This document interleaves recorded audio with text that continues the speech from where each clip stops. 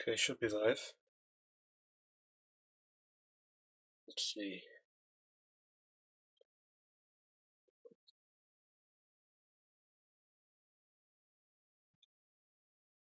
Hello everyone. Morning.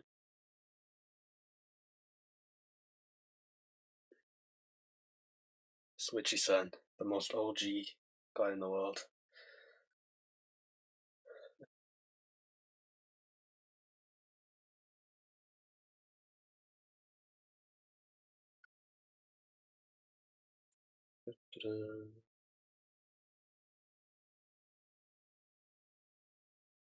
Okay, we'll be doing some tape reading and then mentorship as well.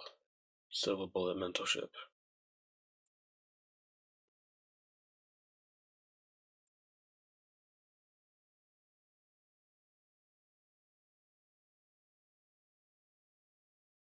Stream lags or anything, let me know. I'll try to rectify that.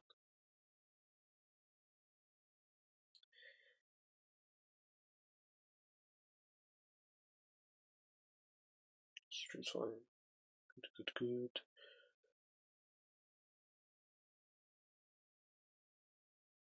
Okay, let's get started.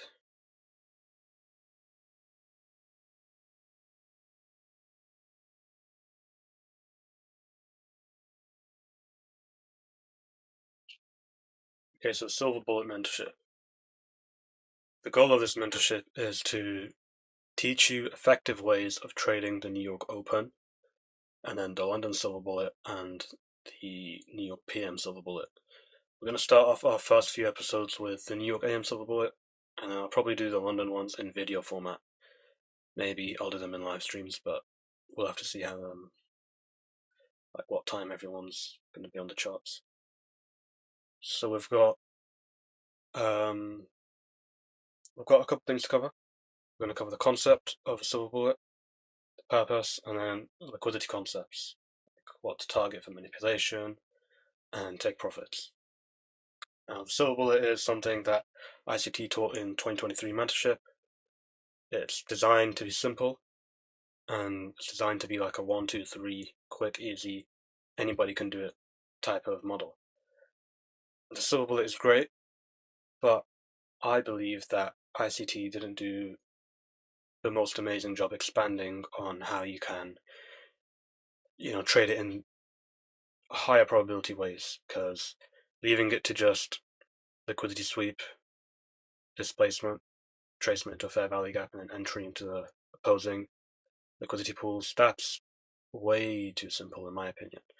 So this is going to be going through everything else. It's going to be going through that as well, because we have to start with the foundations and then build everyone into the foundations. And then, we'll keep building on it.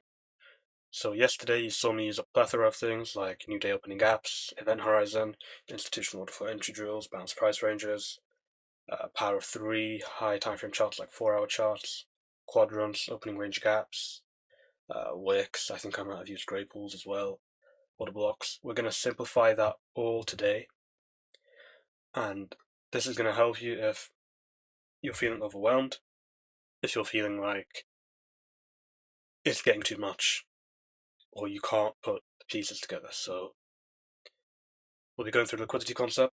That's going to be the main part. But the purpose of the silver bullet is, okay, for the New York AM silver bullet, that is to capture the purge and revert that happens post market open. Market open being 9:30. We're looking for sell stops or buy stops to be manipulated and then traded into the opposite end. So say we manipulate buy side.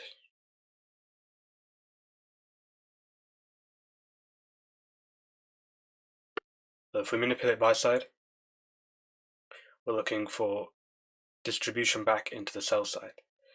Now that is as simplified as I can say it. There's going to be so much more that we build on. And eventually we're going to be going through other things like new day opening gaps, opening range gaps, and how to utilize them effectively into trading the silver bullet. So the format of the stream, again, it's concepts, purpose, liquidity, We'll also be tape reading, and I'm not going to be so interactive with the chat today because I have a couple things I want to get through. But if you want to ask questions, you're more than welcome. So if I put this kill zone indicator on, this indicator just allows you to see the London kill zone, the Asia kill zone, and every other kill zone. It's pretty useful. It saves you a lot of time from having to plot them out yourself manually. But other than this indicator, you'll notice that we're on a naked chart. There's nothing else that we're going to be using today, except for price action. And I'll be drawing things on the chart as well. But we want to look from market open, we want to look for pools of liquidity and points of manipulation and points where price is likely to distribute into. So if you're looking for external range, if you're looking for liquidity, you can have things that are external range, like this, and you can have things that are internal range, like this. So we'll be going through that a bit today. And then we're also going to be looking at session liquidity. So we have this Asia session, London session, New York PM session. This dark blue is New York PM.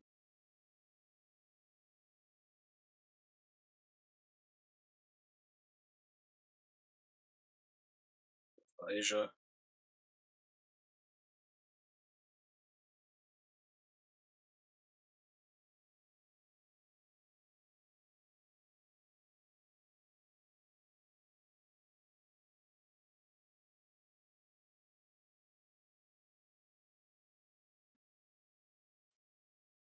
Okay, sorry. And then we've got London. So in the pre-market hours, the pre-market is from 7 o'clock to 9:30. Anything in this range is classed as the pre-market hours. Through that range, we're looking at any liquidity that forms as the first thing that we can refer to for manipulation. So any high, particularly the highest high, is what you want to look at for manipulation when you're looking for the silver bullet. So something like this is a major sell side liquidity pool. Sorry, buy side liquidity. In fact, we're going to label it as pre-market high. So in the pre-market range, the highest high is your pre-market high. The lowest low is the pre-market low. And these are the first things you're going to refer to when you're looking at silver bullet. A silver bullet would, one silver bullet scenario that we could see is, say the market opens, it trades lower into the pre-market low, and then at 10 o'clock to 11 o'clock, it trades higher, retraces, and then you get your distribution into opposing liquidity pools. Now we're going to be building on how to, well, not today, but we will in this mentorship be building on how to set higher probability profit targets, how to manage your expectations, and a lot of things. Okay, so in terms of where could price distribute, because we want to use our pre-market range for the initial manipulation. Then you're looking at where is price going to distribute. So we have this low here at New York PM. That is time-based liquidity. So we're going to mark that out as major sell side. In the event of sell side delivery, where is the first objective that you can see price delivering to? Here, the pre-market low. And then the next one, this swing low. And the next one, this fair value gap, or this bounce price range.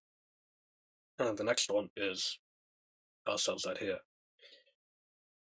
And we'll be building on that a lot. Okay, next time-based liquidity is up here. We've got Asia session, or Asia kill zone, and 1 high, 2 high, 3 high, 4 highs. Those highs are relatively equal. That is a higher probability target than the sell side. because this sell side has more things between it than we have up here. Up here we've got this SIBI, pre-market high, and then that, relatively equal highs. On the downside, we've got this swing low, this bounce price range, and then this sell side liquidity pool, which is, if you just literally look at the distance, 70 handles away.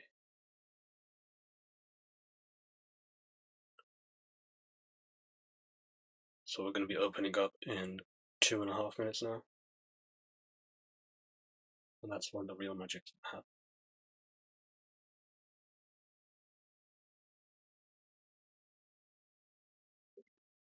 So Silver Bullet is technically a model that you can trade without a bias. I do like to use a bias though, because I find it easier.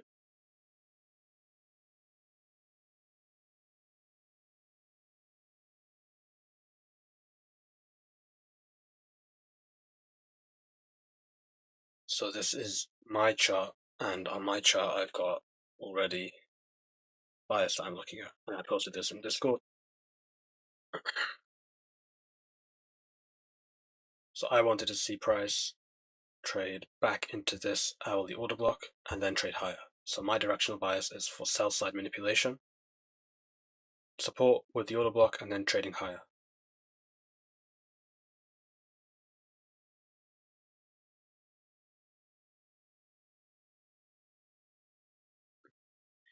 And we'll be building on bias in later episodes. For this episode, I want to go through how the pre-market liquidity is, and then other liquidity concepts. There isn't really that much to do until the market opens, so we'll just be waiting for that.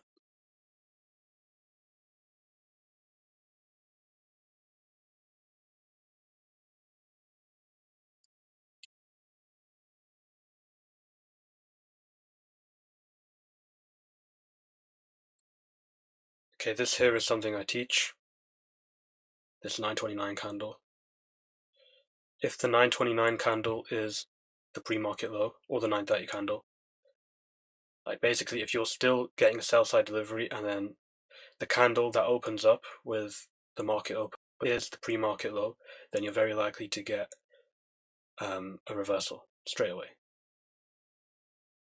Let's keep this to the side for now. We are going to be disregarding the opening range gap for today, just because I don't want to make this complicated. I want to make it as simple as possible first, and then we can build everything else in later.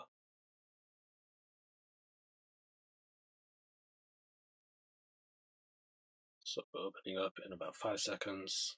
Our pre-market low is 929, and then this could either reverse straight away or then take this pre-market low and then reverse.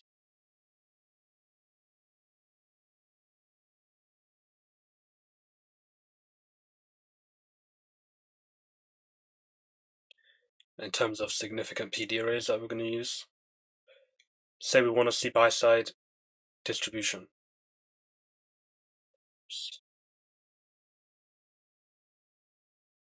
And we have a lot of sell side delivery to the left. If we're expecting a low to be pierced and then to trade higher, which PD arrays do we want to use? We want to use obviously the ones that form in this, but we've already got really good PD arrays that are formed in the sell side delivery. Any PD array that gives you significant price movement, such as this fair value gap. Oh, we fell short of that one. Again, such as this order block or this order block. Those are going to be important PD arrays that you mark out. And then you're going to refer to those PD arrays as you're trading higher.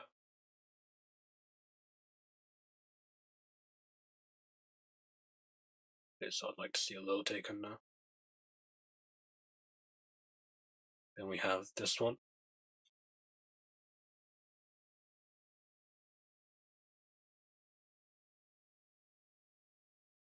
We have this one over here, and then we've got all that fair value that we could potentially fill.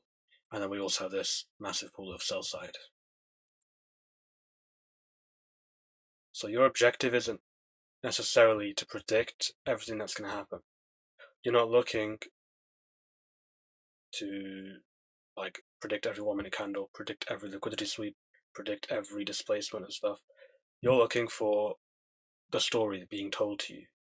And that's why we don't trade until at least the macro, which is from 950. So anything post 950 is something you can trade. We prohibit ourselves from getting into any positions until at least 950. That's bare minimum. Because you're going to see a whiplash back and forth of semi-unpredictable price action. When this macro comes in is when you're going to start to see algorithmic footprints being placed in the chart. Whether that's fair value gaps, a liquidity sweep, distribution, manipulation, engineering of liquidity, whatever it is, this macro is going to reveal to you your intentions for the silver bullet. This is where the market is basically showing you the cards at play. So the first rule of our silver bullet model is right down here. No trades until 950. Ideally, you're looking for anything post 10 o'clock for an entry. You let the first half of the macro play out, and then after that you can look for entries past that. But it's still acceptable to be entering in the macro. Generally, you'll find your entries are going to be after 10 o'clock. Okay, we've got Joey in here. Nice to see you, Joey. Silver bullet happens only once per session, or is it possible to get 2 for each side? Yeah, you can get 2 silver bullets. You can get 3 silver bullets or 4 silver bullets. We're looking for 1. You only need to trade 1.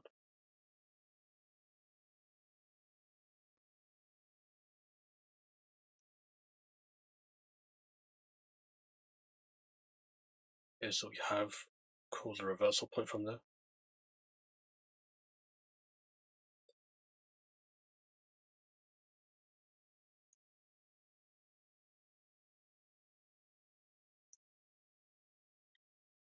Yeah, there's going to be a video on bias, but I mean, to be honest, bias is like a really in-depth thing.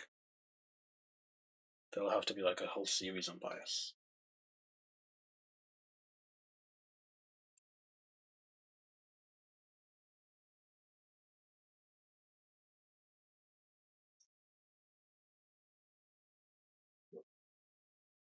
If you're looking at buy-side delivery, your best bet is for this candle to close above that one, and then give you that change in state of delivery, plus making this bullish order block.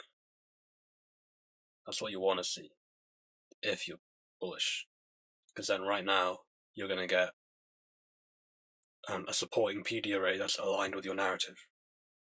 Say your narrative is to trade through a low, like we did here in New York PM low from 344 yesterday, New York PM session. We've swept that low. The bodies have stayed pretty close to it. And what is the difference between a run of liquidity and a sweep? A sweep is when not necessarily only a wick trades through it and then it goes back above. That is one form of sweep. But even if you get a couple candles just hovering a little bit below the old low and then you trade back over, that can be considered a sweep. A run on liquidity is when now you're looking for it to continue lower, like that. When price closes below the old low and then keeps making bearish order flow signs. Bearish order flow being when up close candles are supporting down close candles.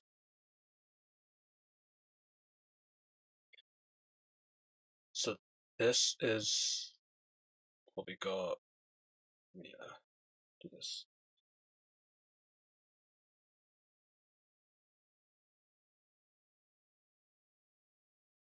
See that?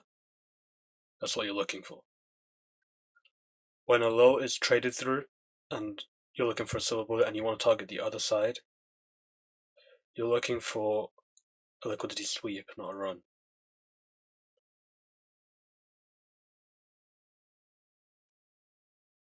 Is it an order block entry or inversion fair value gap? It can be both.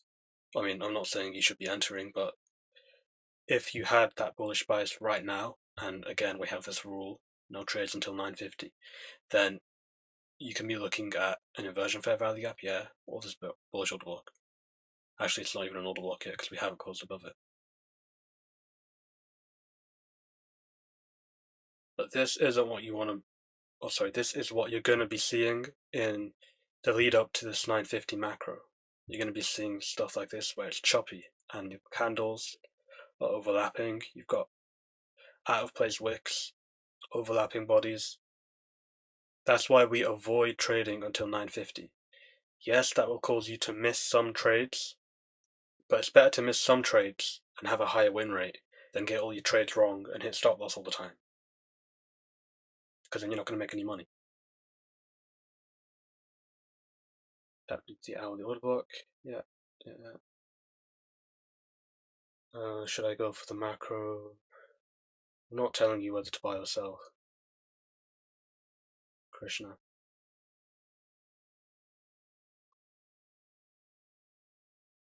Okay, a silver bullet and turtle soup. The difference between a turtle soup and a silver bullet is a turtle soup you're entering once sell side has been traded through, or buy side, can be buy side or sell side, and you're entering on basically the sweep. You're not even looking for a PD array to enter on, except the wick or the old high. I'm not teaching turtle soup here though. A silver bullet is a higher probability than a turtle soup. You're not going to have the same level of risk to reward, but you're going to have more winners. So with a silver bullet, you're looking for that sweep, you're looking for that displacement into your target, and then a retracement, and buy side delivery. Now, how far is it going to deliver? Is it going to deliver all the way into our pre-market high or our relatively equal highs that we marked out from Asia session? I'll probably go to that tomorrow, actually. Yeah, probably tomorrow. Remind me.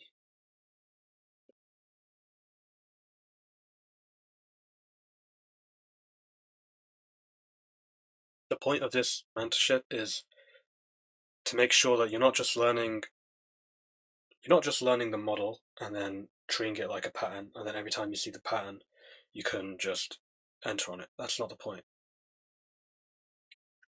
What I'm doing is I'm going to be teaching you the logic behind the price moves. So it's not going to be this is what happens here and this is what happens there, and that's how you trade it, and this is how you trade it. What you're going to learn is how to think and how to use a critical mindset to develop your own understanding of how price gyrates around key levels, like new day opening gaps, which we'll be doing in the future, and fair value gaps and first presentation fair value gaps, how price behaves in certain macros, how price reacts at the open, pre-market liquidity. These are the things that you're going to be understanding how they work rather than just me telling you this is what happens and that's what happens and blah blah blah. Developing an understanding of how the open works is going to be way more beneficial than me telling you market structure shift, displacement, buy, blah blah blah. That's not going to help you.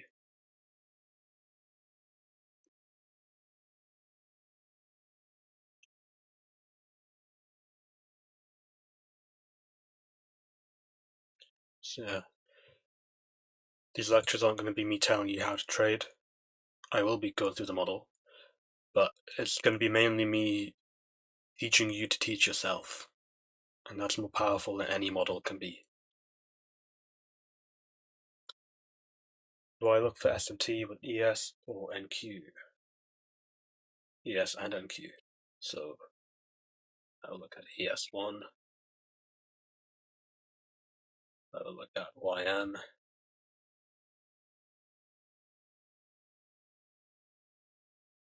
yeah, 6 sister. Okay, I didn't plan on going through SMT today, but I guess I'll just quickly also here. So we've got ES displacing higher, and then YM is also displacing higher, whilst NQ is showing a real reluctance to move anywhere from the open. What does that mean? This is low probability, especially if they become decoupled. Now, NQ is a sixth sister here because it's not broken correlation, but it is just lagging behind. And then we're getting no delivery up.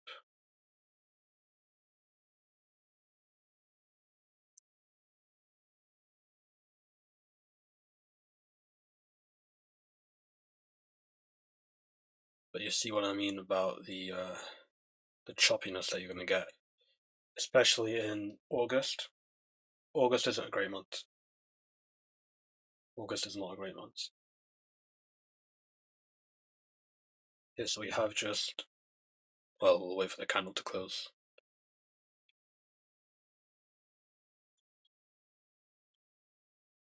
Okay, that could be your potential sweep, potentially.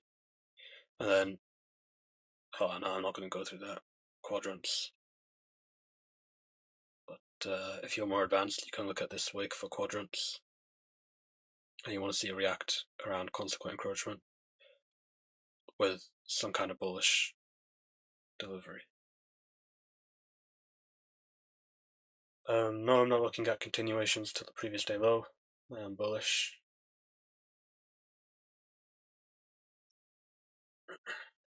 We do about 6 sisters. So will it can still be valid? Yes, can still be valid. Questions that are coming in on what I'm planning to cover. I want to keep this first one simple. Yeah. Like SMT, I'm going to do a whole stream on SMT. A whole video. Oh yeah, sniper.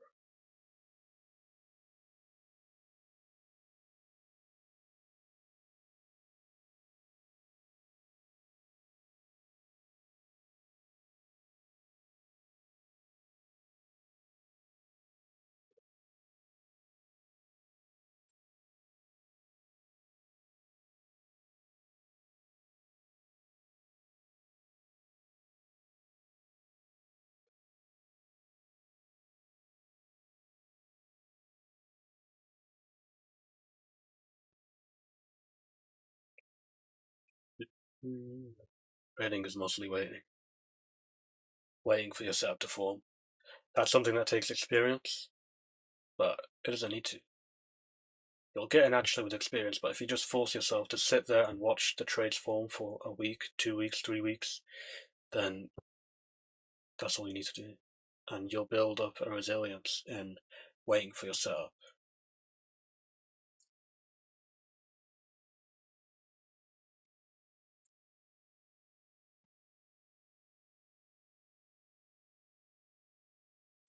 Okay, so this is a decoupled market.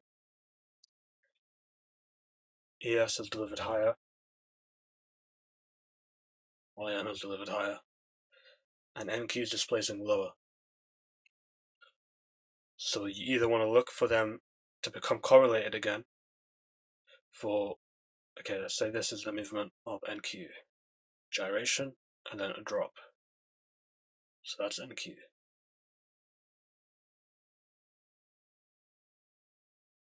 ES is looking like this. ES had a little, and then it went up. And then YM just went up. This. Just like that.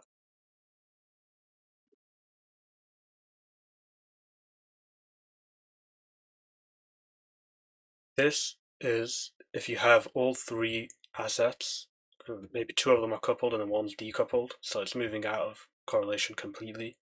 NQ is moving lower and YM is bullish.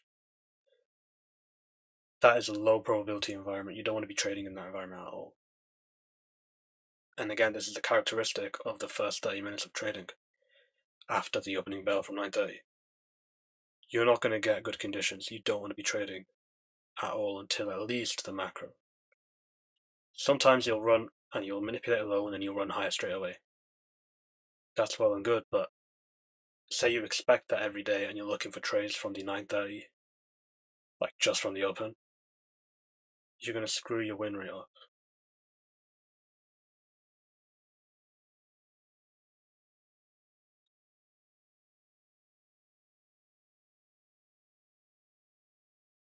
Yeah, Marie, you should be tape reading.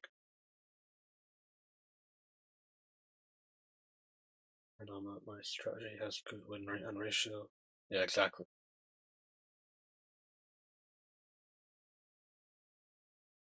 Where does the confidence to just sit and wait for your model to form?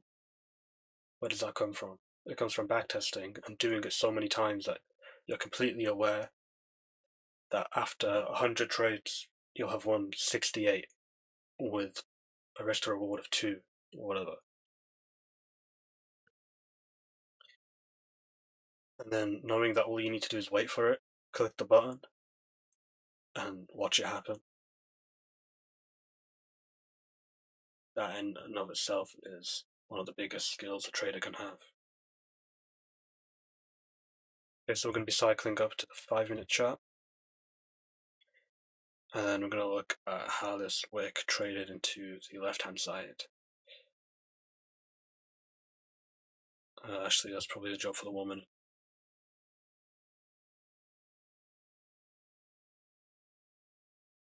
So although you've probably been taught a silver bullet doesn't need a bias, you should have some kind of higher time frame bias. And I don't mean like expect it to go to that specific liquidity pool, this one or that one. Just have an idea of where it's going to expand towards. And then how do you do that? You're looking for narrative on the high time frame chart, and we'll be doing narrative reading in other lectures.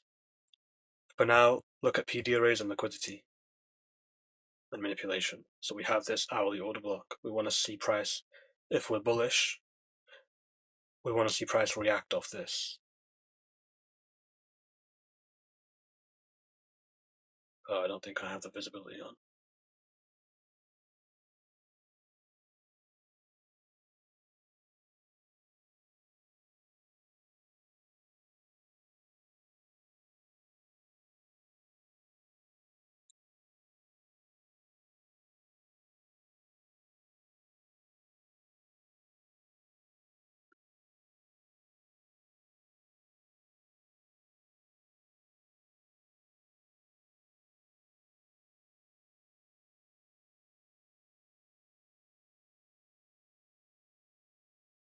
PD arrays. For today, we'll just look at. We'll look at order blocks as well, because the order blocks are being used.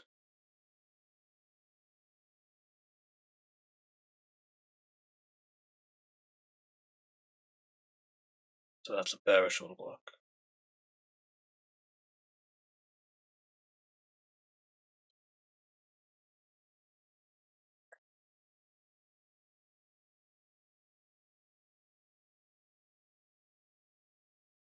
Okay, so we're coming into our macro now. This is where we're going to start to see some algorithmic price delivery. So rather than this kind of chop where you got overlapping candles, now we're looking for something to form that we can really read, and that we're going to see the market basically tell us what it wants to do. That's what we're looking for. If that doesn't happen, you don't trade. Simple. It is that simple.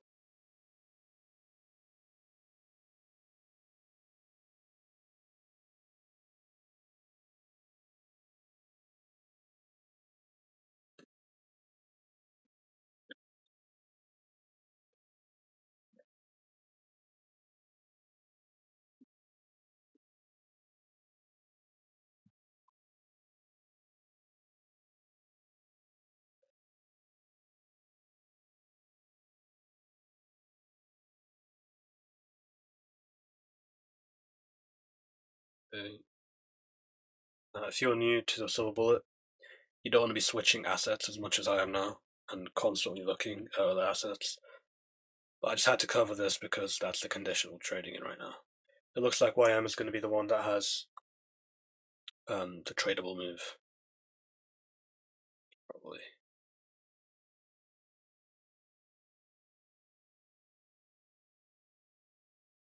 Remove that.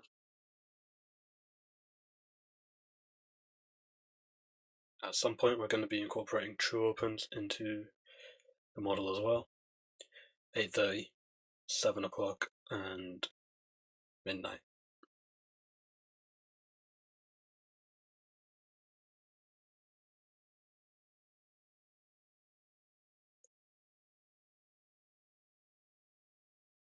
There is a first presented fair value gap, but we're not looking at that today. That's for tomorrow. Okay, so at the open, we've got these relatively equal highs. 1, 2, 3. And much like these Asia highs that are really closely together and bunched up, you can look for this to be traded into, and it's a higher probability than a high that is singular. So a high like that. This, if it was a low, and pretend there's nothing else in the chart, and you're just looking up a draw on liquidity, like that. What's going to be a higher probability draw? This one or this one? It's going to be this one, because there are 3 highs here. So in the mind of a retail trader, just put yourself in the mind of a retail trader for a second. You're seeing a reluctance to move, and then you're rejecting this level. So they're seeing this as resistance, and they think they can trust it because it's rejected that level multiple times. The algorithm is designed to do that so that it can basically manipulate those types of traders who are trading support and resistance. And we, as ICT traders, can use support and resistance, but in the right environments. This is not that environment. This is the one where you do the exact opposite and you fade everyone else.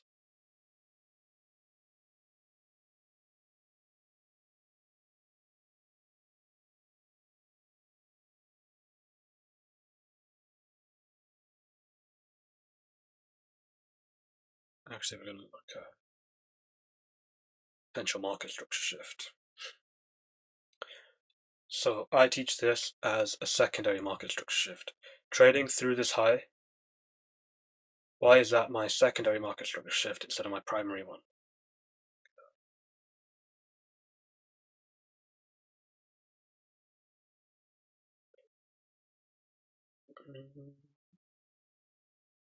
This will give you okay results, but primary market structure shift is the one that forms before liquidity is taken.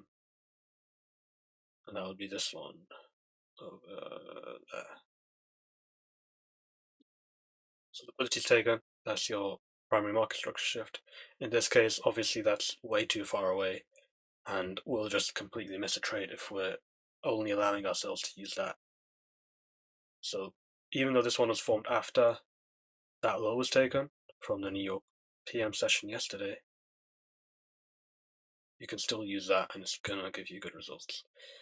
And the idea of displacing through a market structure shift is better than trading through it with a wick, because now you've got more buy side delivery supporting your idea to go higher.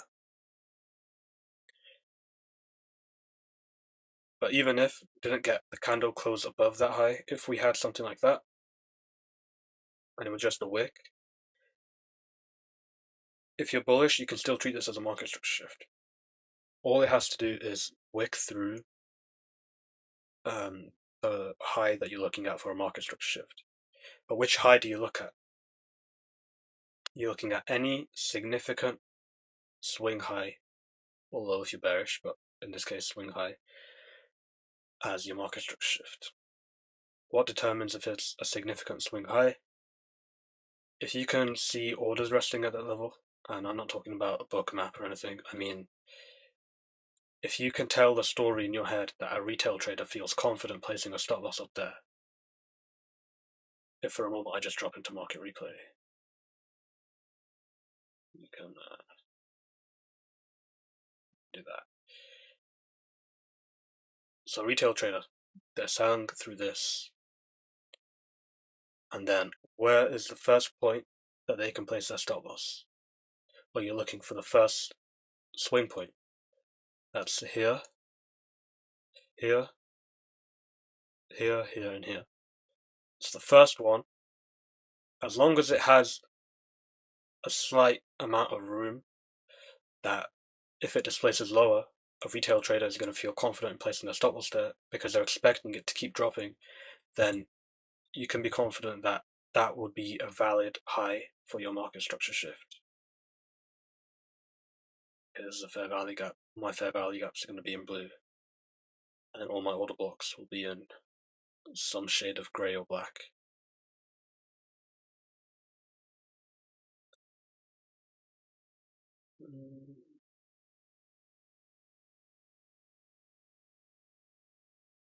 And look how we traded in that fair value gap. We wicked past the midpoint, and then we closed above it. As long as we can close above this down close candle, I would see this as a good sign of incoming buy side delivery, because this will be our next change in state of delivery, validating this as a bullish order block, and then supporting the idea that we're getting institutional order flow off this fair value gap. So a large fund, like a bank, who wants to force extremely large amounts of money into a marketplace, like the Nasdaq, they're trading in this area if it's going to go higher. Again, could be wrong. But using the idea that we're going to go higher one directionally, that would mean any large fund is buying in this area. So from here, if we can close above that down close candle and get our change in state of delivery, you wouldn't want to see price return back below this fair value gap. Let's see if we chop around. Again, we're not in high probability conditions because of what ES and YM are doing right now. When your correlated assets, and this goes for anything, but for the indices, the correlated asset between Nasdaq is ES and YM, or the S&P and Dow Jones. So here we're looking at ES. It's moving completely differently to the Nasdaq. If we look at YM or Dow Jones, it's moving completely differently to the Nasdaq as well. So those markets are out of sync. The three markets that you're expecting to have similar price delivery, not the exact same, but somewhat similar price delivery, if they're not trading in sync with each other, then you're not in a high probability condition where you can trust an entry like this. Would I take that normally? Yeah, potentially. In this condition, would I know? I can't trust it when I have the other correlated assets that I'm expecting to move similarly to the Nasdaq, and they're moving completely different.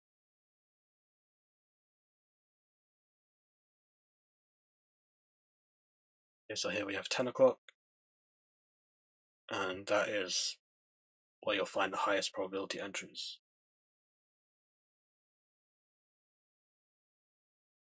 But it's clear, it's abundantly clear that when you get the macro, that's when you're going to start to set those algorithmic footprints where you can start to read price action.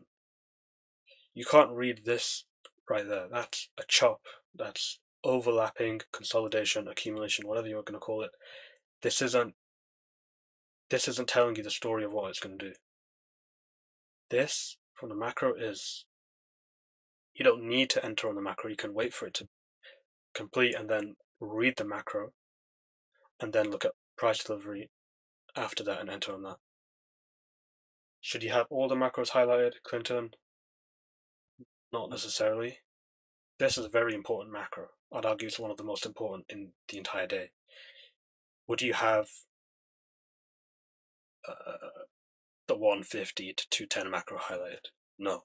But anything after the New York AM, because we're trading the silver bullet here, and we're trading post AM open, post market open, then yeah, you want to have the 950 macro, and you want to have the 1050 to 1110 macro. Those are both distribution macros.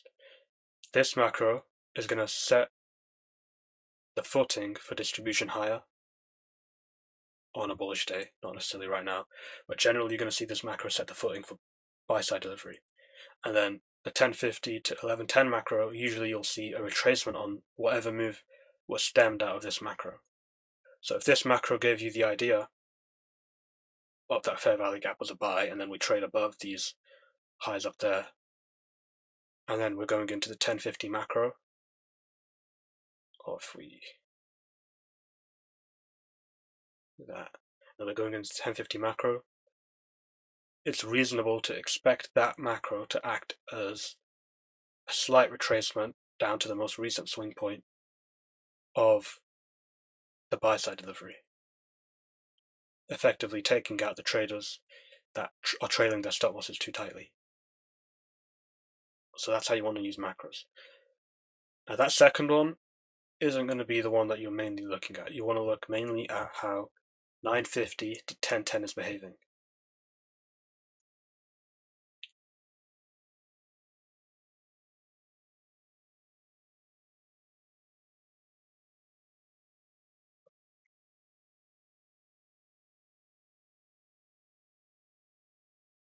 When we use low probability conditions, does it mean our win rate will be terrible or just a little lower than in a higher probability market? Okay, so low probability conditions are determined by many things. One of them is the three indexes being out of sync. And that's quite a big one. It's not the same as when you just don't have high impact news events. Because now you can't trust this index because it's out of correlation with the other indexes, ES and YM. So this is a very low probability environment where I'm not saying you should completely not trade, but you want to be extra selective with your setups. Like it needs to be completely, absolutely clear that you're going to move in one direction. It doesn't mean your win rate will be terrible. Generally, like we always say that if there's no high impact news, then there's lower probability conditions. Even in those conditions, you can trade and have a good win rate, especially with a silver bullet. If you're trading it through London on EOPM, you can still have a good win rate. But if you're trading it on a condition that we're in now, where the three indexes are out of sync, then you're not going to be getting the setups that you want, or you're going to be seeing the setups, and it's not going to deliver how you expect it to deliver, and that's harmful because you'll think that it's because the setup was wrong, but it's just because we're trading it in an extremely low probability condition.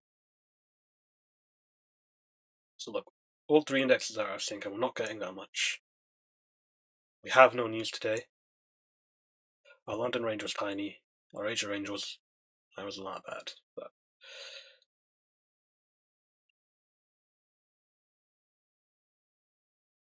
so yeah, you wouldn't be expecting too much out of today's session. Picked a great day to start this mentorship.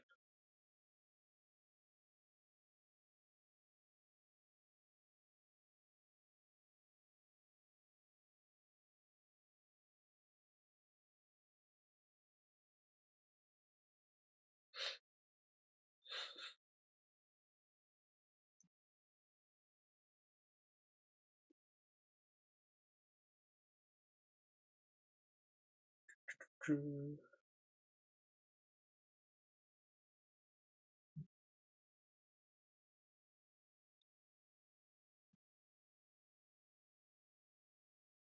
the pre-market range is big, usually you'll have, well, this alone isn't like something you're going to look at for your AM sessions conditions. If the pre-market range is big and you've got a news driver or something, and you've got some kind of high impact news, or you've got, and we'll cover this in later episodes, you've got other things that determine you're going to be in high probability conditions, then you can literally ignore every other liquidity pool for manipulation and just look at pre-market range and just trade the pre-market low to pre-market high, if that makes sense.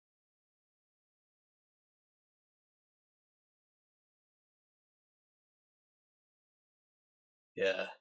The conditions are okay for me explaining, but it's just not good for trading. It is what it is. Okay, so I've closed above that order block now, and that validates there's a change in state. So this order block right here, if you're bullish, you're looking for this to deliver price higher. But then you've got all these higher lows. Got this low, and then that higher low, higher low, higher low, higher low, higher low. They don't need to be swing highs or swing lows. But that consolidation can lead to this getting swept, basically. It doesn't need to, it could just take off. But if you were in a trade, you would want your stop loss to accommodate for price trading back below these lows and then jumping higher.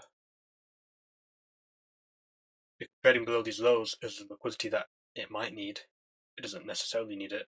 It could just keep going higher. But if we have something lethargic like this, and we've accumulated liquidity, and we haven't swept it out, and we've got no high impact news, the AM session sucks, then you can reasonably expect that low to be taken. And you can demand it. If you're looking for a silver bullet buy, this can be another leg of manipulation that you're looking for before buying.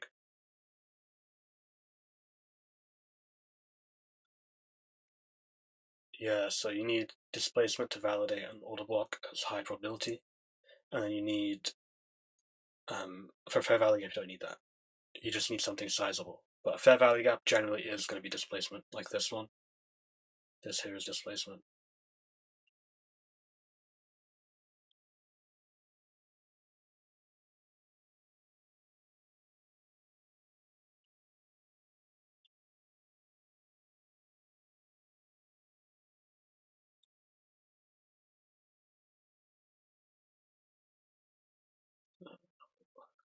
Do something like this instead.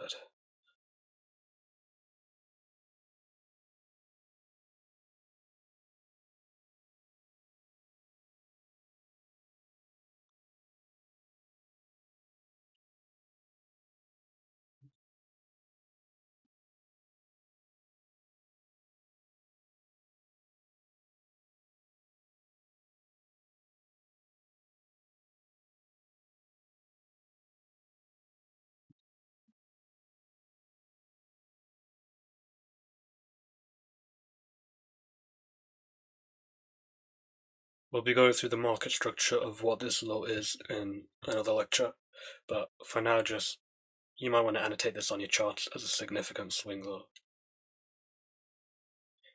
We ran that out, or we swept it and then we ran it. Okay, so we're now leaving the macro, and you can see that if you just filter your eyes to only focus on the macro, you can see the difference in price delivery here to there.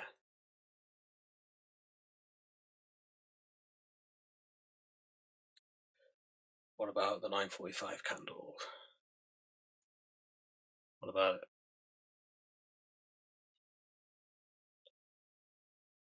Well, if the third candle of fair value gap is a small range one, is that then a better fair value gap?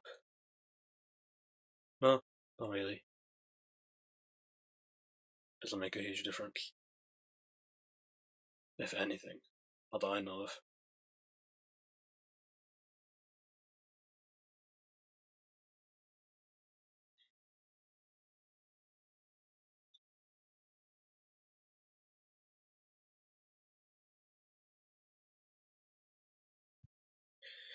Okay, would you look at this as a standard order block? It's tiny. You're gonna use that? Look how much I have to zoom in to use it. No. You would never use something like that, and that goes for any PD array. If you have a fair value gap that's that small, ignore it. Just ignore it. Don't put it on your charts. Don't even bother trying to eyeball the level. Just leave it. Gotta go, keep it up. See you soon.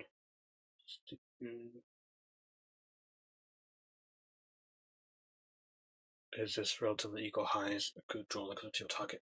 Relatively equal highs are good draws on liquidity, yes. They are.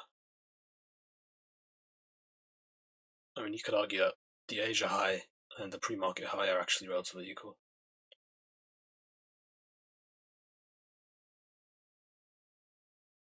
If you did take a silver bullet buy,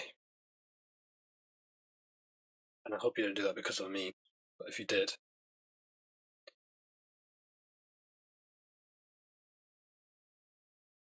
wrong one. Bear with me, it's slow.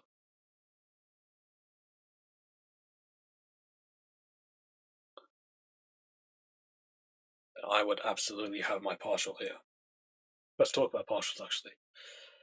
When you're looking at partials, you're looking at equilibrium of your range. The range you're in, you take the fib from the high to the low. If you're expecting to trade back across that range, and then you're putting your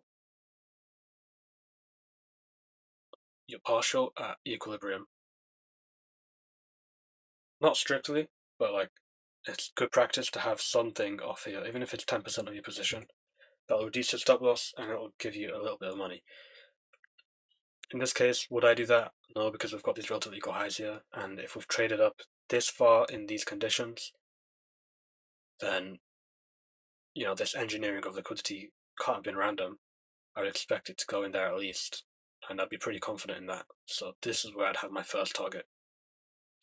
And then that's where I would begin to trail my stop loss as well. We're going to be doing more on discount and premium as the lessons go on.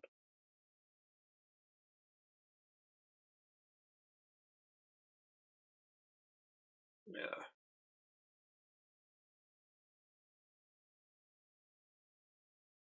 Why else is this a lower probability day? Go to your 5-minute chart. And then you look at, I've gone way too much out.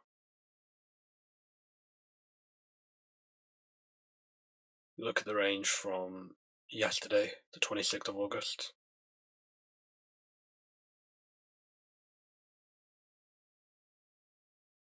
Up to where today started, 27th of August. You go from low to high and you measure that, and that's a big range. It's 213 handles. Well, I mean, it's not a huge range, but relative to the price action we've had so far today, it's a big range.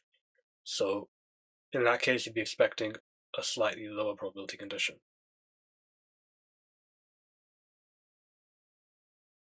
Isn't this 5-minute chart nice? Okay, so we've traded through these relatively equal highs now. That's where I would take my partial and then trail my stop loss to break even.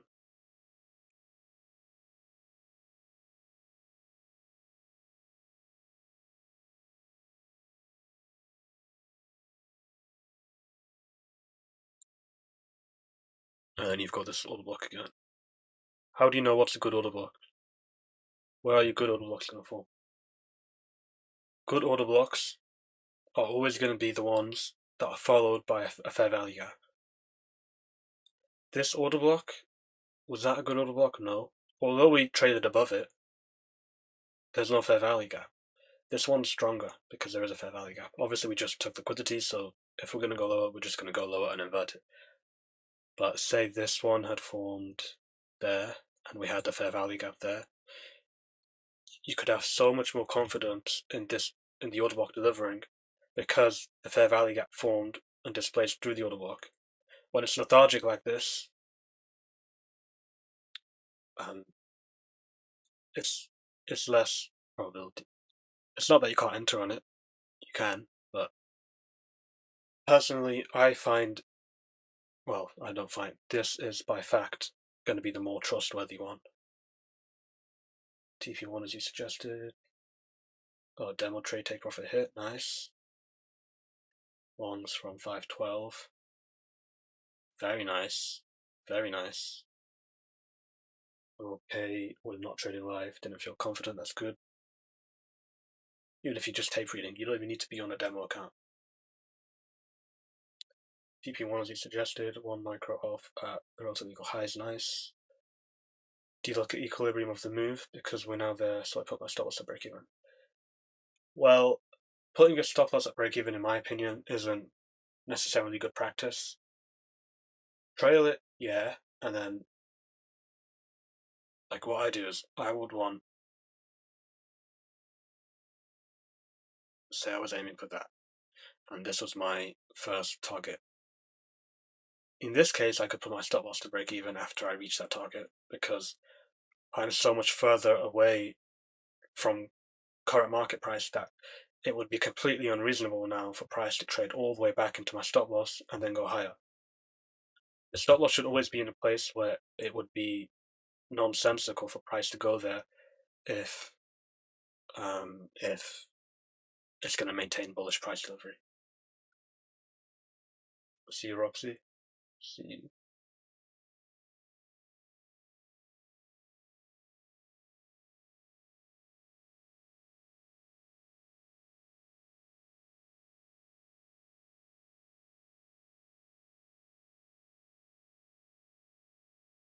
Is the stream lagging at all?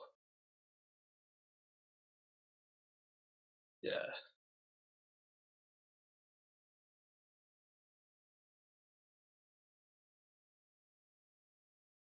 So now we're getting some correlation between ES and NQ.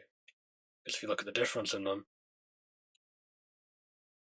ES is overbought, but we're still getting buy side delivery on both assets. So that's a much better condition than we had initially when they both just rocketed up and Nasdaq just stayed still.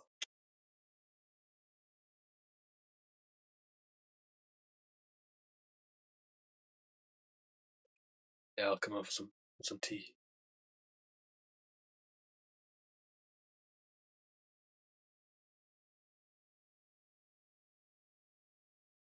Okay. It's not quite in the fair value gap.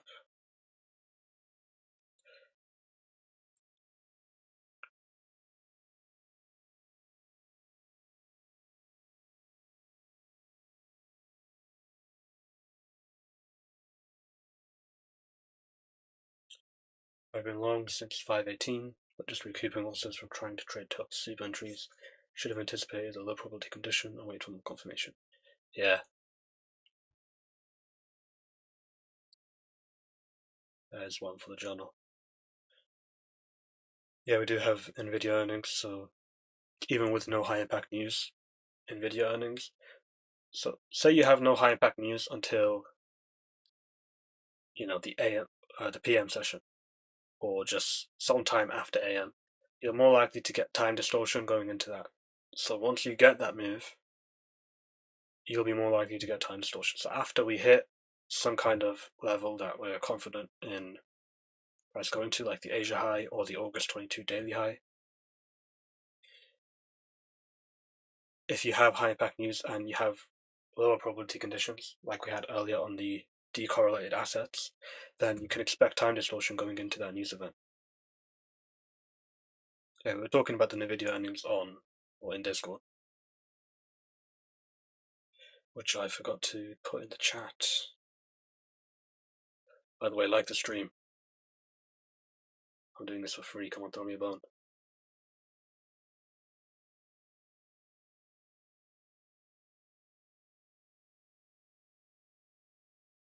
And subscribe.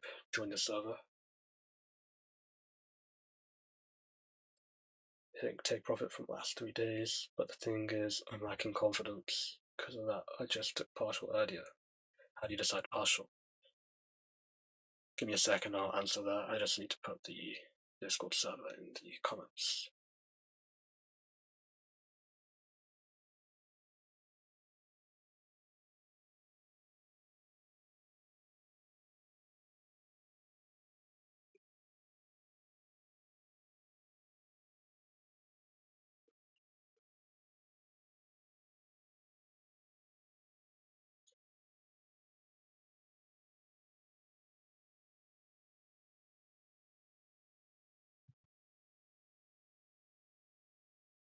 Okay, partials. If you read through the silver bullet section in the Discord, I've already got this, but you want to look at the equilibrium of the range, and you want to have something coming off around here. Now, that's not to say the second it touches equilibrium, you take 20% off or half your position off, but if you, well, not if you have low confidence in the trade, but if you have something like this, where you've engineered liquidity and you're near equilibrium, that's a great place to take a partial, because the reason that's been engineered could be for price to trade into that as a Judas and then drop lower. Now, obviously here we've just displaced above that and we're going up to our pre-market high. But if you see engineered liquidity, you can anticipate it being some kind of liquidity point for a reversal to occur. Not always, but sometimes.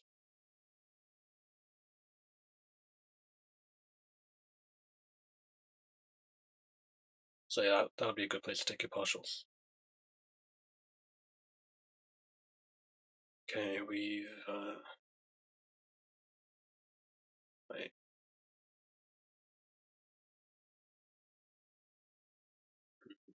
That's our impulse price link.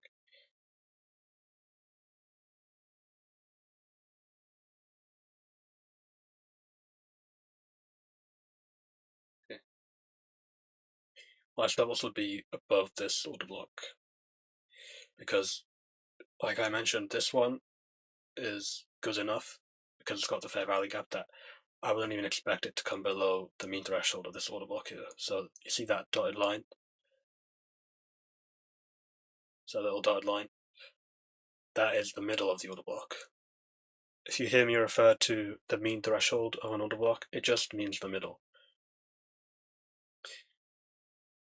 So that would be where my trailed stop loss is, literally like slightly below the middle of that, because we've got so much buy side delivery and a breaker and a fair value gap and potential order block to support us into higher prices that we really shouldn't be trading below the mean threshold of that order block right there.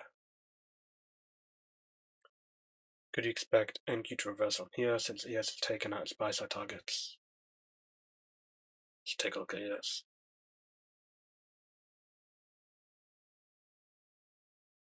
Yeah, you could. But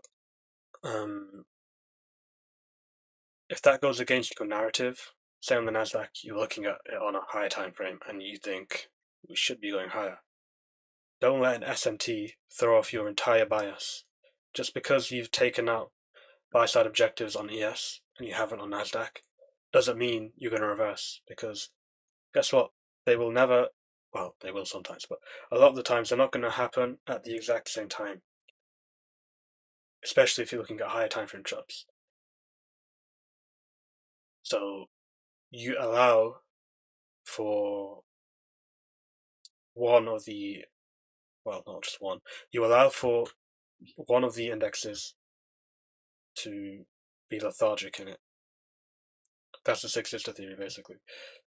Because one of them's going to lag behind, and it doesn't mean it's an SMT just because it's lagging behind, even if you get a swing point.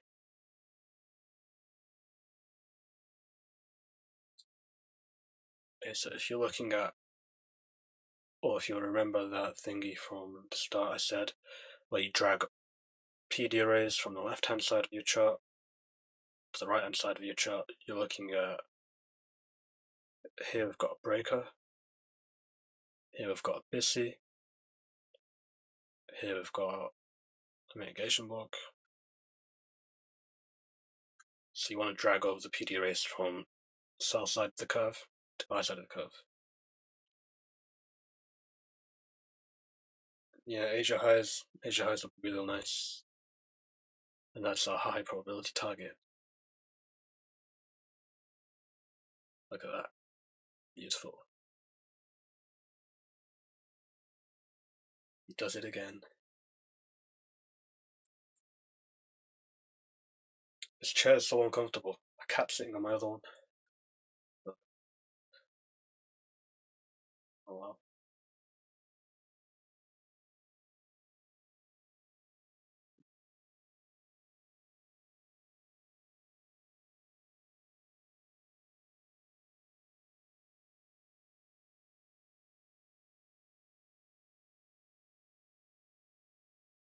get fair value gap, and then you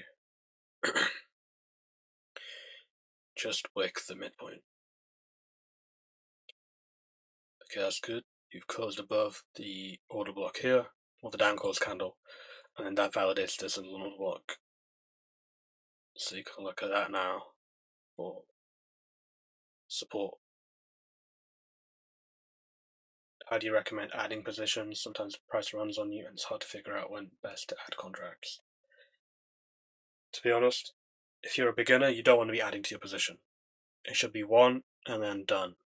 And then, you can add to it if you have like a lot of confidence in it going higher, and then say this was a really high probability order block, you could add on to it. But for now, it's probably best to hold off on that. You don't want to be adding to your positions right now if you're a beginner.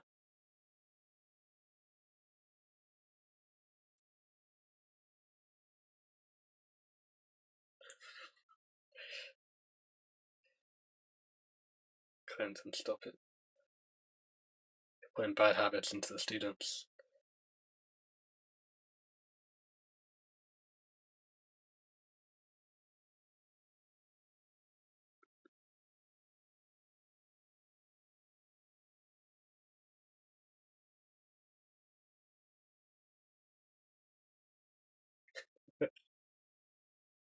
Yeah, my advice is better. Take mine.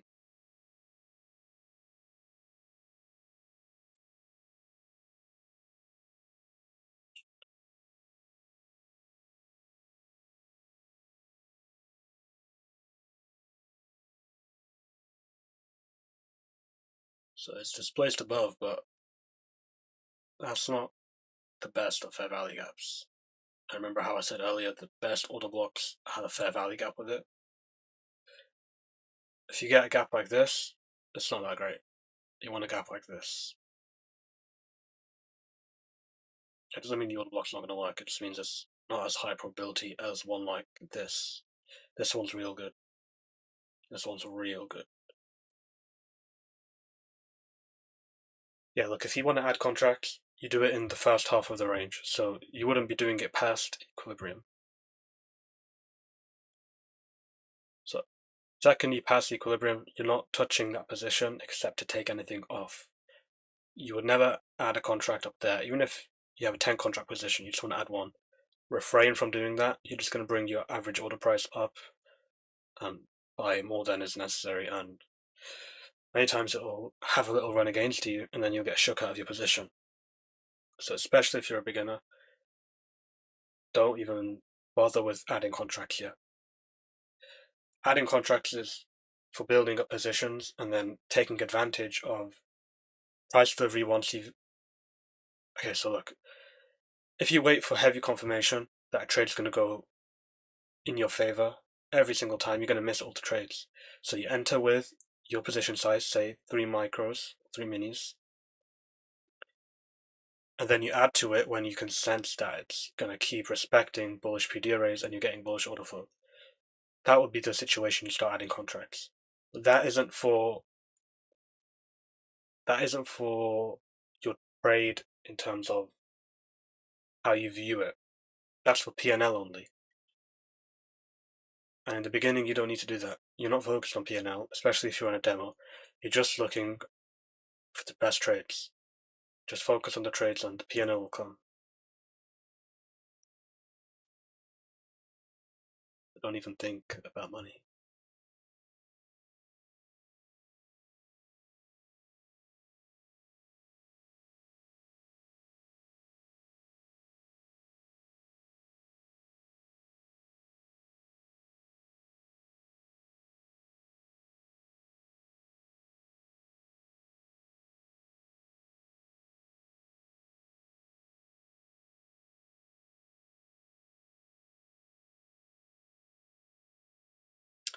To be honest, Marie, I don't really know what you mean, so you have to explain that one a little bit more to me, and I'll try help you.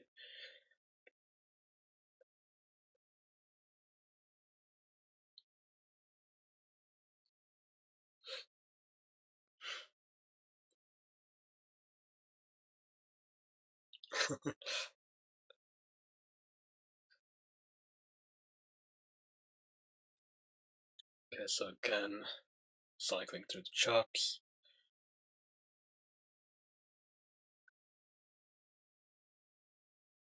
Every silver bullet, regardless of whether or not you take the trade, you want to have a screen capture of the 5-minute chart and the 1-minute chart. Just by doing that, you're going to notice after 20 trades, 30 trades, that you'll find similarities in every single one, and then you get a better idea of what you're looking for. So say 2 months from now, if you do that every single day with a New York AM silver bullet, and then whichever silver bullet you want to trade, you'll have data that you can look at, and then you'll see similarities in between them. And that allows you to start framing price better. It helps you to read it better. You'll start to improve your win rate. You'll start to pick up things you can refine on. You'll start to notice things occur at certain times, at certain price points, etc. It really means it's hard to spot when prices just retracing, which would be an opportunity to turn into.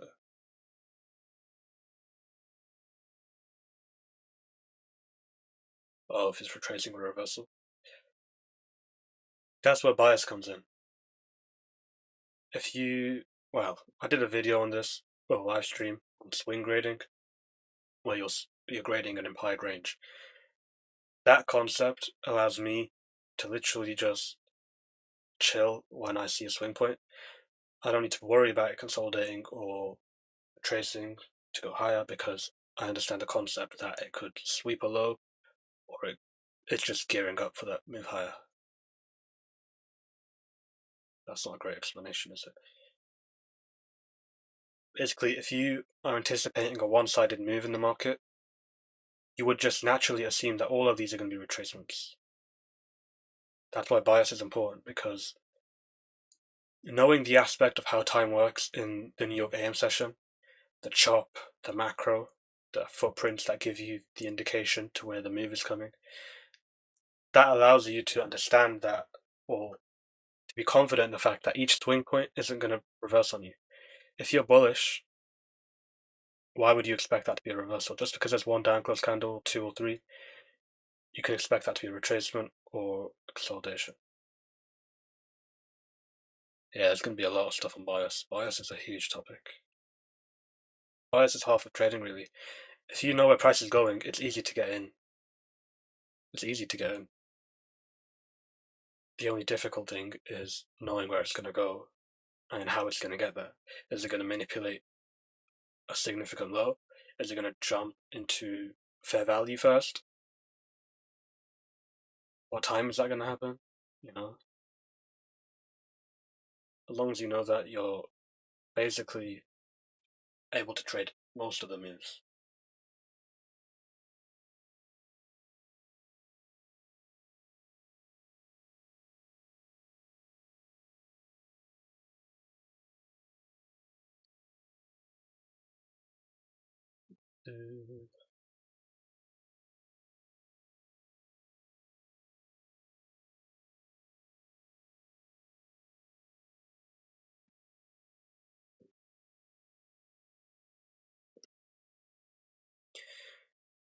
Okay, we're getting this little bit of consolidation now, and we're approaching our 1050 macro. If you remember what I said earlier about the 1050 macro, I'll just copy this, take it there.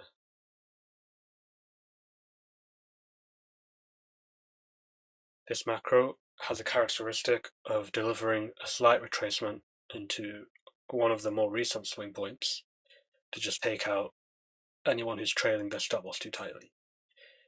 When you can be confident that that's going to occur, sorry, I need to relabel this.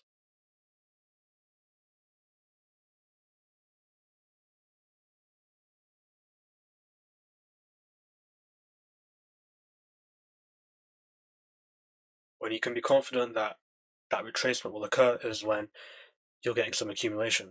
So yesterday I mentioned it as well, and I think it delivered. I didn't check, but I'm pretty sure it did. When you're getting accumulation, that's orders being generated on both sides of the market. So anyone who's selling here, any retail traders that are selling here, their stop loss is going at the most recent swing high. So now there's more orders being accumulated there. Anyone who's buying here, any retail traders that are buying here, not all of their stop losses will be here, but some of them, scared money, are going to be placing at the most recent swing low. So that is a point that can be targeted, not to deliver down, but to deliver up. So it's accumulation into a Judah swing that manipulates this low within that macro and then delivers higher prices.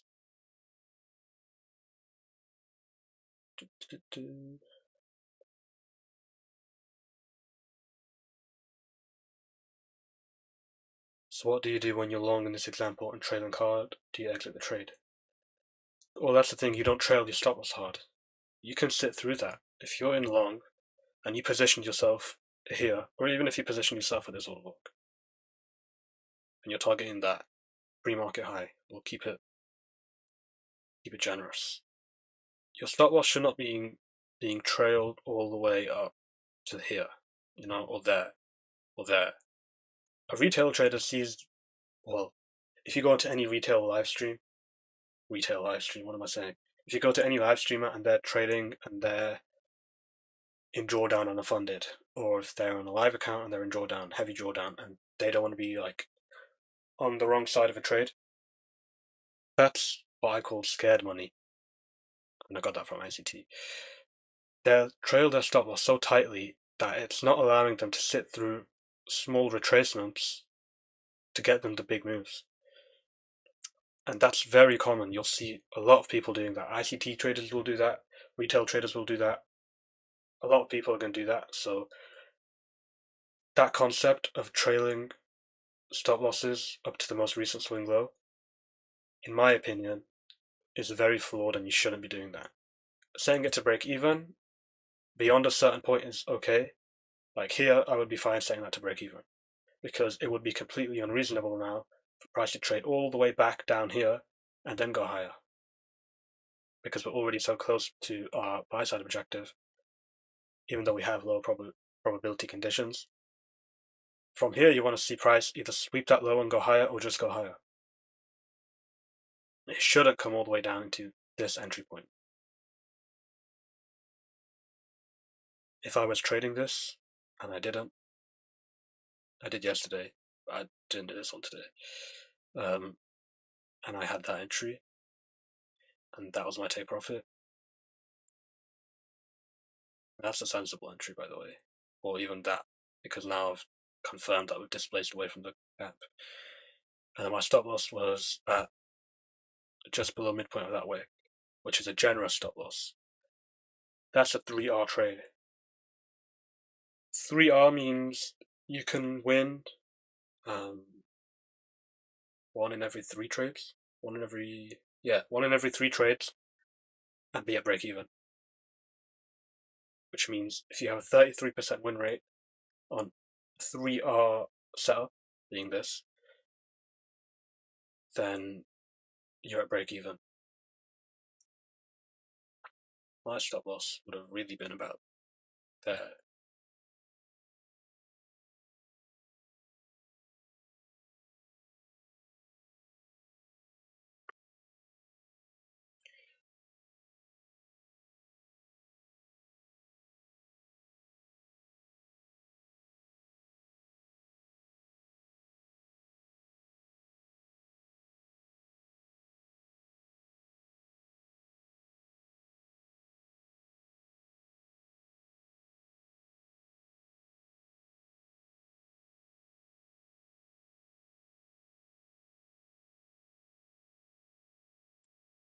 Okay, my stop loss would have been about there. That's 4R. That means you can get 1 in 4 trades wrong, or right, and then be at break even.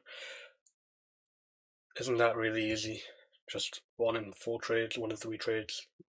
Half your trades. If you get half your trades right and you're aiming for 2R, you're profitable. No, you break even.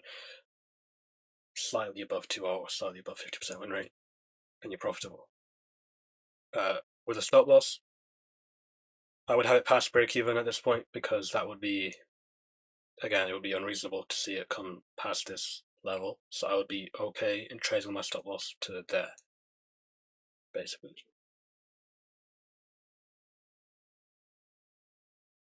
Do you go in a trade when it hits your fair value gap, or do you wait for confirmation of the fair value gap? Depends.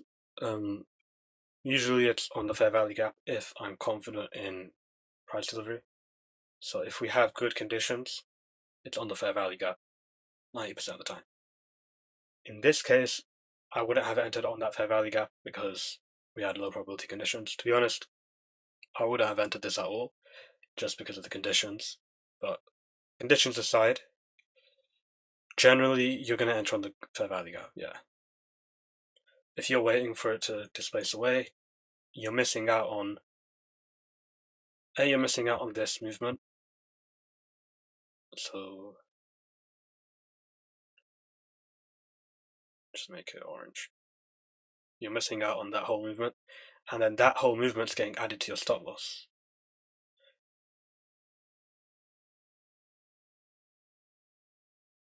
Which affects your risk to reward a lot.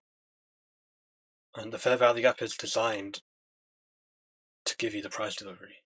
So if you don't get it there, well, it would be assumptuous to get it there. You know?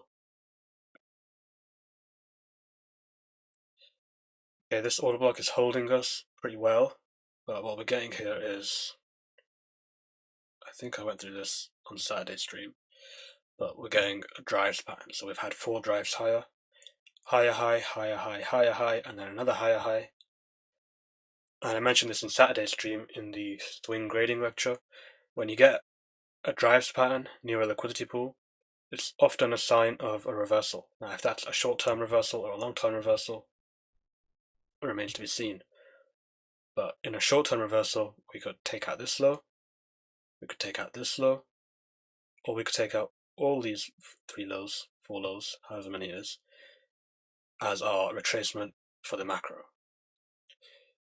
So this drives pattern being so close to the buy-side liquidity pool, going into the 1050 macro, and it doesn't need to happen right at the macro, it can happen a couple of minutes past each. That sets up a retracement, taking out these accumulated sell stops. So all this little overlapping price delivery is accumulating trades on both sides of the market, stop losses on both sides of the market. There's a lot of sell stops down here, and up there, and up there, and up there. It can retrace and take down any of these levels, or all 4, and then go higher. What do we expect from a 5-minute and 15-minute retracement to fair value gap? When do we expect a 5-minute and 15-minute retracement to fair value gap, and when do we not?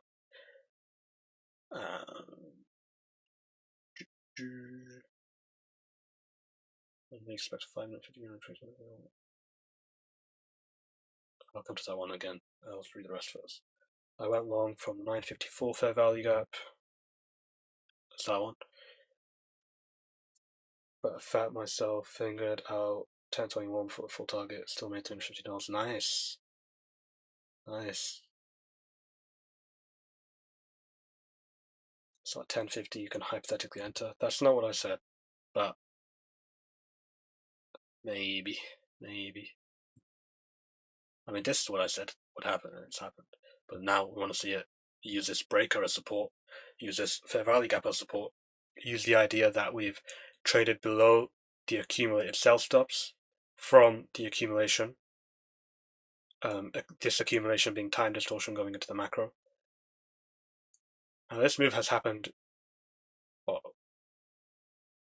6 minutes prior to the macro, so that leaves a couple question marks where I wouldn't be so confident in it. But look at that, that's nice. Midpoint of the breaker. This is the breaker block from the 1-minute chart, and then we've extended that out because I mentioned you take the PD arrays from the left-hand side of your chart and you drag them out onto the right-hand side of your chart. And then, yeah, you can use those for entries.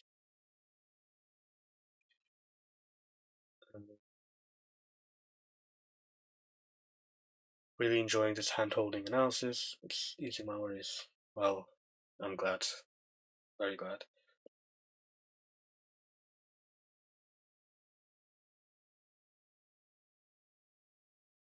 Okay, the fact that we consolidate here, and this is advanced and nothing to do with the silver bullet mentorship, but it is to do with the swing grading lecture. Consolidation happens where equilibrium, and then it gets swept at around equilibrium and trades higher. So if you take your fib from the low of the range, and then you align equilibrium of the fib with consolidation, you can sometimes get a good reading on where price is going to head, and that would be this high. That doesn't mean it's going to happen today or tomorrow, but potentially that could happen.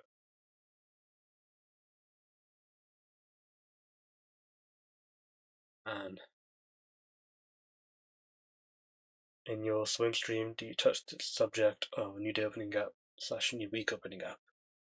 No, I do not, but I will be doing that in this mentorship, so stay tuned.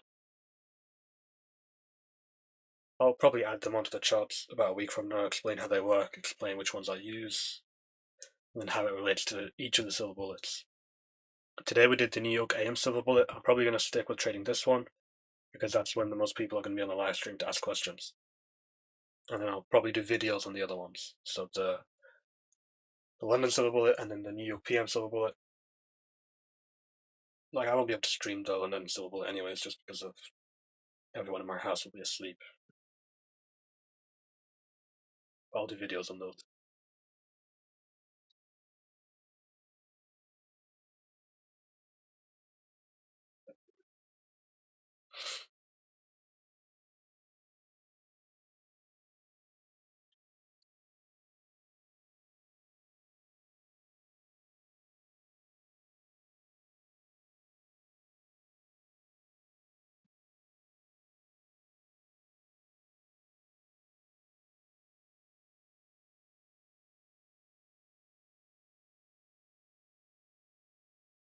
Everyone in Discord has hit a really good trade. Everyone's pretty much hit buys.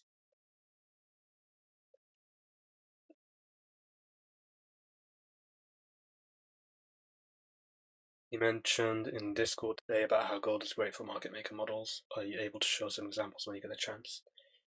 Yeah, I'll put those in the Discord. I'm not going to do that in the live stream though, because this is a silver bullet mentorship.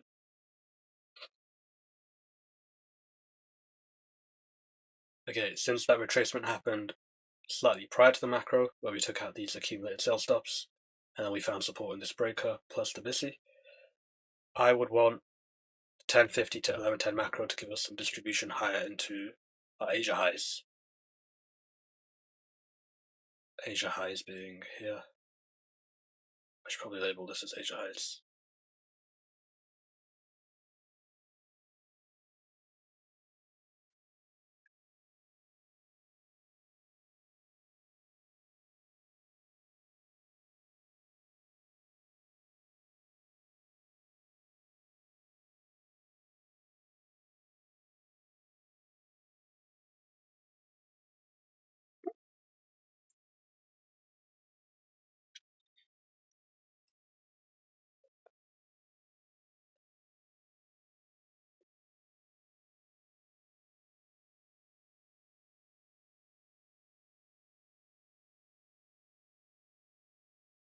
Okay, so begins the macro.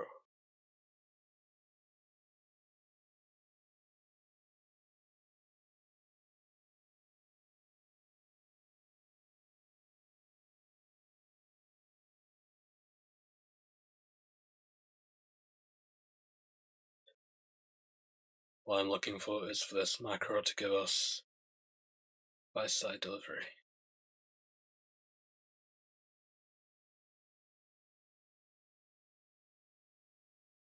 Yeah. Maybe I'll take out this swing low.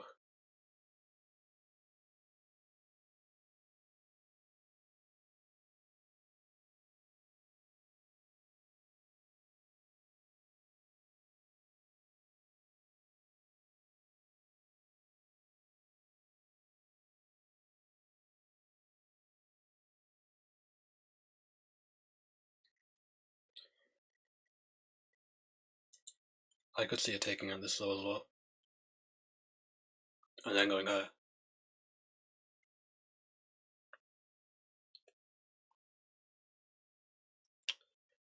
We'll see.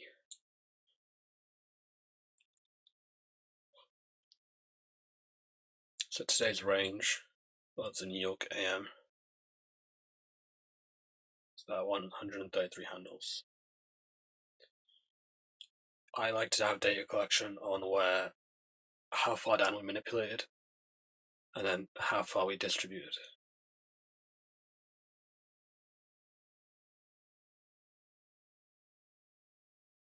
When people say 11 AM is usually the reversal, do they mean the 1050 macros on the close? 11 AM being the reversal, that sounds like, yeah, it doesn't sound true. Usually London Open is going to be your reversal. But it depends on your daily profile.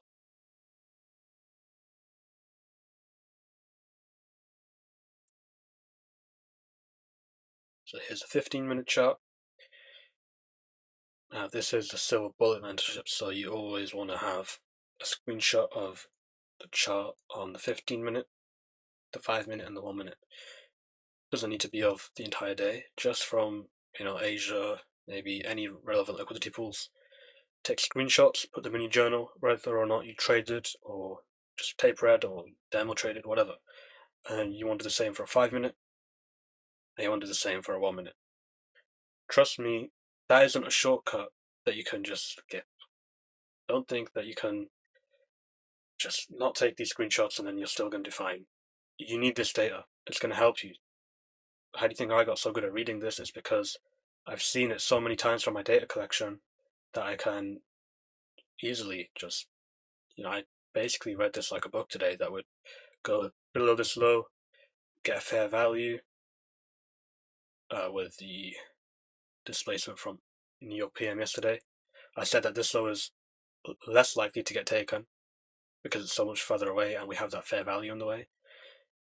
I also said we're having these highs engineered and we'd probably trade into that. We did. I mentioned everything by this macro. This isn't to just flex or anything, although it does serve as a good flex. It's to show you that the way I did that is by not taking the shortcuts and by collecting data. So take those screenshots of the 1-minute, the 5-minute, the 15-minute, anything relevant, put those in your journal, whether or not you traded.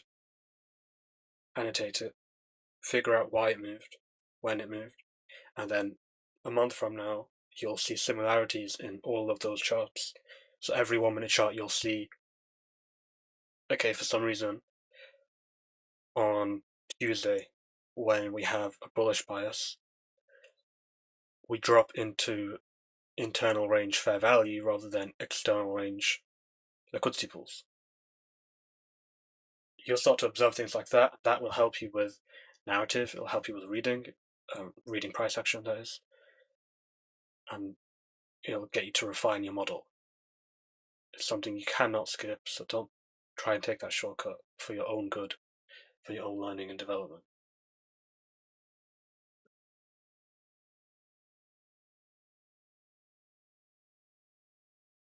Okay, I think if we close above this 1051 candle, then that should, I can't say that, then that may deliver up here. I mean, I put risk disclaimers at the start of the video today, but I don't know what that does for you, to be honest.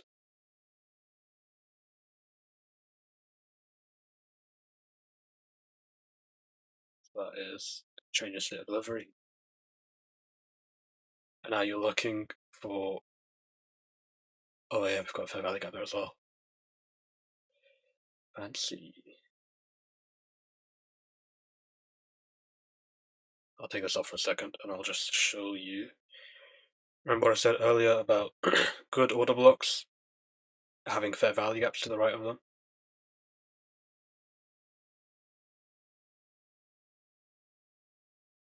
Oh, we didn't trade into it, but it's still, that's still the good order block.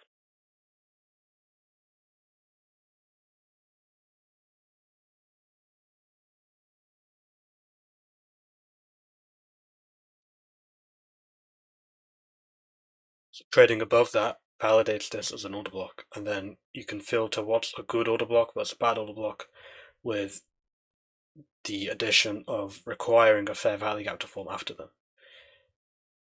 Now, these will give you better entries and better price delivery. Something like this still works as an order block. It's just that that is nice. Like, this is what you want to see.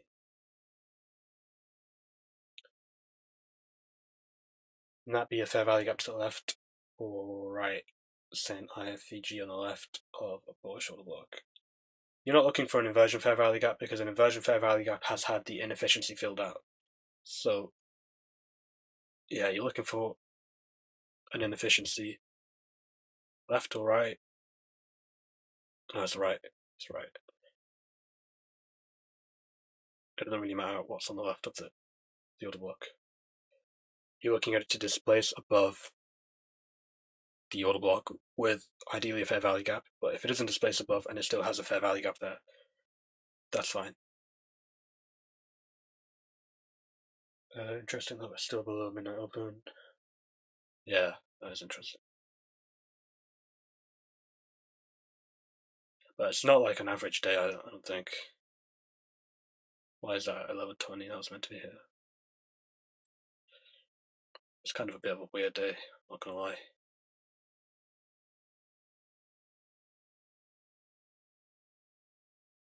If you simplify it though, it's basically just AMD. So, accumulation, manipulation, and then distribution. That's a simplification of the daily range today. And I want to see this order block hold, and then ideally not close below the midpoint of it. You can kind of eyeball that level, like there. You can do anchor text with a disclaimer on the chart to be on the safe side, so it's always showing. I'm not so familiar with YouTube rules. I think as long as you show it at the start of the stream, it's okay. I could be wrong. I did show it at the start of the stream. It's 2 pages, so I'm bulletproof. Can't sue me anymore. Bitch.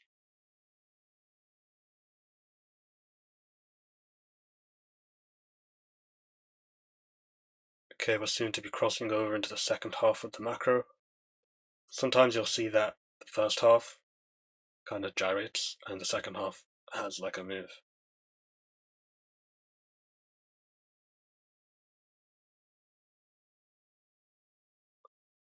Sometimes.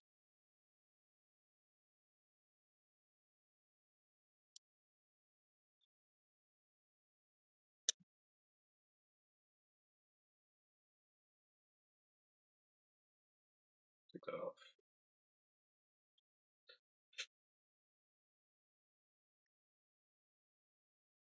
How long did it take for you to become profitable V, and what lessons helped you get there? It took me 10, 11 months. The lessons, I learned the hardest possible way. You can learn the hard way or the hardest way. And the hardest way is losing all your money. So try and avoid that one. Because you can learn the same thing from someone telling you. Yeah, but in those 10 to 11 months, I had like thousands of hours. Year and a half in. But everyone has their own pace, and I would do it for like 12, 13 hours a day. So, yeah, don't compare. Comparison is the thief of joy. But you're looking at me now thinking I did this in 8 months. Just because I turned profitable in, I think, 10 months, 11 months, doesn't mean that I haven't improved. I improve every month. Every month I'm like way better than I was last month.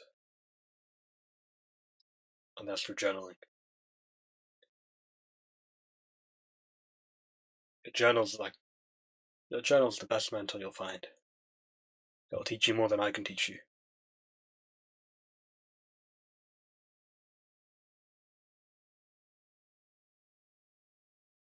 It seems like we're kind of dying out now. The AM session is over, but you still want to look for some delivery of this macro.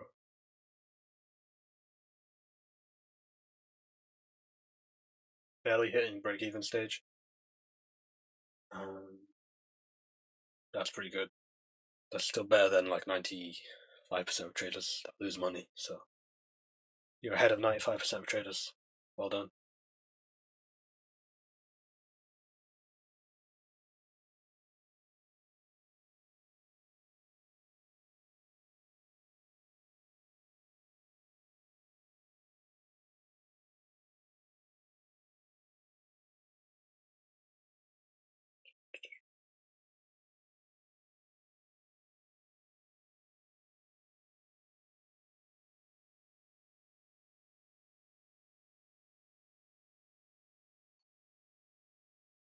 Study guide you provided on the Discord. Are you able to provide any others as I've gone through all the content now? I say 2022, that's yeah. Yeah, look at 2024 or 2023. Those are two good ones. Or you could look into the Market Maker Primer series or Scout Sniper series or anything. See you soon, Jared. No problem. Okay, coming back to the idea of Silver Bullet. These live streams are going to be basically just focused on the Silver Bullet for maybe like 15 to 20 streams. So let's recap what we had today.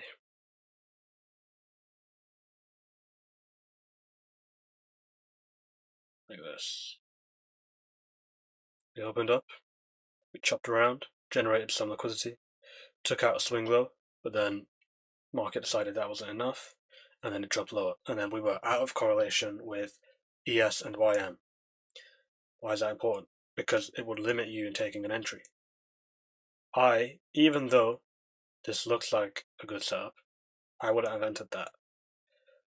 Because although it went below the low and it seeks fair value, and it rejected, the conditions at the time, obviously now they're a bit better, but at the time they were completely out of correlation, I wouldn't have taken a trade.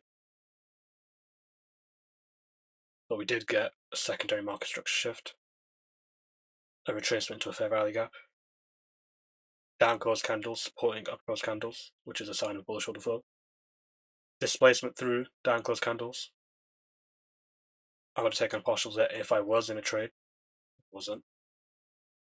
And now we've got this holding up price, this breaker block.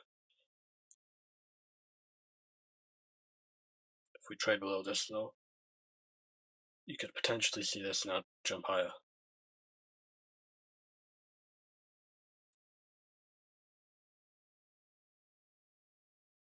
And then from the 950 to 1010 macro, we had these algorithmic footprints coming into the chart. So the rule that I gave you, don't be trading the first 20 minutes because we're looking for manipulation and then distribution. If you're trading the first 20 minutes, you're trading the manipulation, which isn't a silver bullet. The concept of a silver bullet is to manipulate retail out of the position. So you're unseating them and then you're waiting for the indication that you're going to distribute into opposing liquidity, whether that's only something as small as these relatively equal highs or all the way into your pre-market high and then session liquidity. We'll be going through that in a few other live streams. I just lost my train of thought.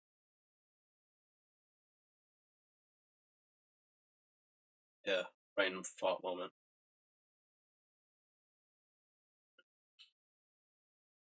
Oh yeah, so you're looking for the market to indicate to you that it's going to be going up, basically. And the way you do that is with this macro. This macro is going to give you all the information you need to get into a move. Now, are you waiting for the macro to finish before you can get in? No, you can get in during the macro, like you would have there. But you should never really be trading a silver bullet with the first 20 minutes. You want to let this opening range play out mostly, and then you can look for entries.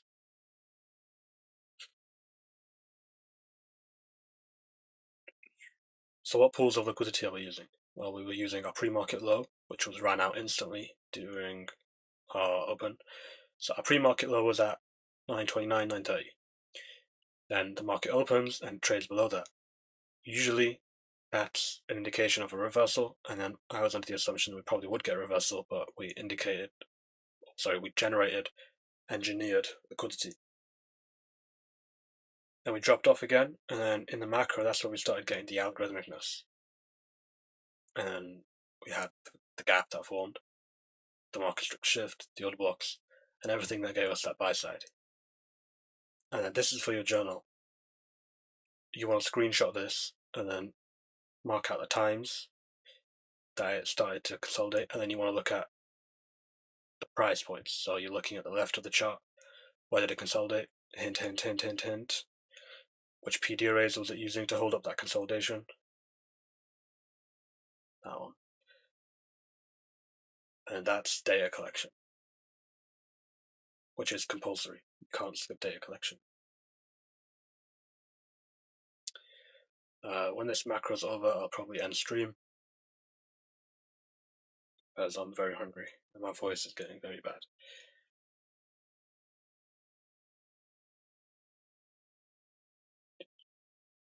But yeah, if you're new, join the Discord. We post trades there. There's a lot of students. Everyone's learning. It's a great learning environment. So yeah, and it's free.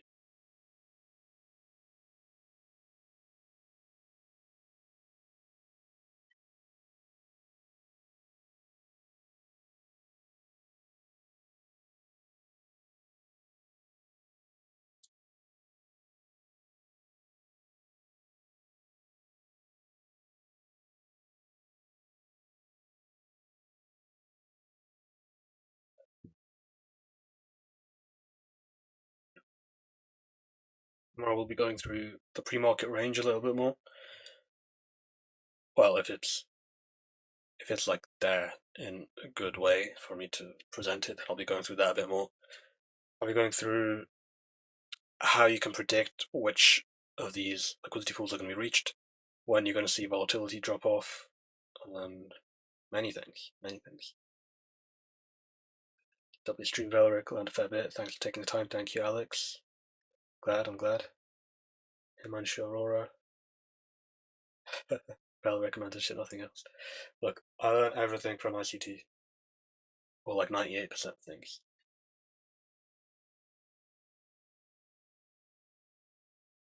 You know what, we'll stay for a couple of minutes because I want to see if I was right about this coming up and taking out our highs here. Thank you for today. You're welcome.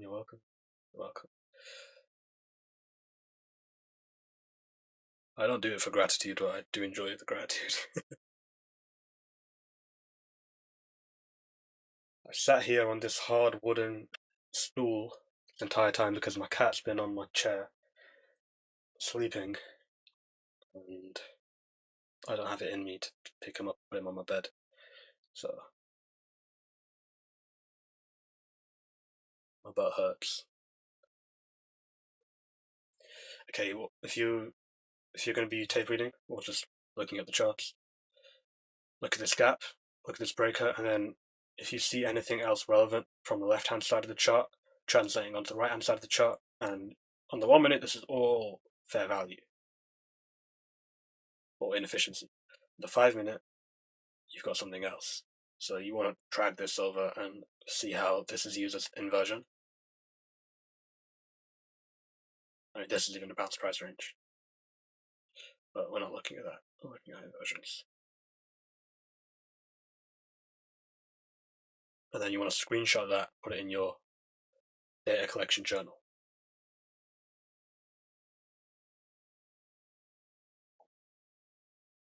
I have my personal journal for my personal trades, and then the things I use for data collection on trading models and just observations in the market separate. So I'm not combining those two. That's just how I prefer to do it. You can do it however you want, but make sure you're taking these screenshots on the 1 minute chart, the 5 minute chart, the 15-minute chart. Even if you want to wait for it to take out that pre-market high and then do it, just make sure they're in your journal. Or somewhere that you can view them easily and compare, because that data collection is going to be so important to you. And if you 2 months from now, you'll regret it if you haven't done it, because you could have had 40 trades where you've got real good data collection. Even if you didn't hit take profit, even if you didn't trade, that data collection is so important. Okay, I'm going to end the live stream. I hope you all learned something. But that's all I've got in me for today. And my voice is going, so goodbye. See you on the Discord.